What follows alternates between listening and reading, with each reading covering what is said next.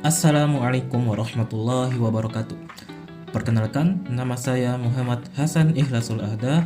Saya adalah mahasiswa Fakultas Psikologi Universitas Negeri Makassar angkatan tahun 2024. Nah, pada lifespan kali ini saya akan menceritakan perkembangan moral saya pada masa remaja berdasarkan teori Lawrence Kohlberg. Nah, jadi Kohlberg itu membagi moral menjadi 3 tingkatan. Nah, Kohlberg itu bilang kalau remaja itu umumnya berada pada tingkat konvensional tahap 3. Nah, kebetulan statement ini juga sangat relate dengan masa remaja saya. Nah, pada masa remaja awal, tingkatan moral saya itu masih berada di tingkat pra-konvensional tahap 1. Karena pada masa remaja awal ini juga itu masih peralihan dari masa kanak-kanak. Nah, di masa ini itu saya berada di jenjang pendidikan tingkat SMP. Saya SMP di sebuah pondok pesantren. Nah, pada awal saya masuk pondok pesantren ini, perilaku moralitas saya itu hanya didasarkan pada kepatuhan terhadap otoritas semata. Jadi apa yang dikatakan oleh orang tua saya dan guru-guru saya di pondok pesantren waktu itu saya patuhi tanpa ada pemikiran kritis mengenai kenapa aturan tersebut dibuat, karena kemampuan ini itu berada di tingkat pasca konvensional. Nah, waktu itu saya masih jauh dari tingkatan tersebut. Nah, kemudian seiring berjalannya waktu, tahap moral saya itu perlahan-lahan naik ke tahap kedua, yaitu orientasi keuntungan pribadi. Nah, jadi beberapa kali itu saya pernah melanggar peraturan. Saya pernah kabur dari pondok pesantren, pulang ke rumah. Nah, di rumah saya ngapain? Ya, saya bermain-main untuk melepas kejenuhan di pesantren waktu itu. Nah, saya lakukan itu semata-mata hanya untuk memenuhi hasrat kesenangan pribadi saya. Kemudian pada masa remaja tengah itu saya berada di jenjang pendidikan tingkat SMA.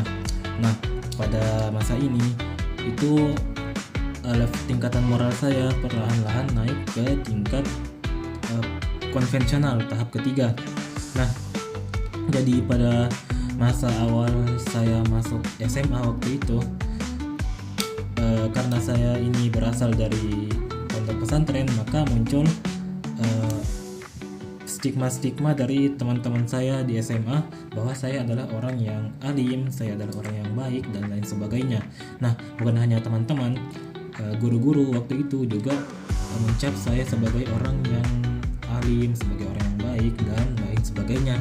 Nah, karena adanya stigma yang tadi, maka perilaku yang saya tunjukkan kepada mereka itu perilaku yang sesuai dengan stigma-stigma tadi. Jadi saya berbuat baik kepada mereka, saya tidak pernah mengejek, tidak pernah ikut tindakan diskriminasi, saya rajin beribadah dan lain sebagainya.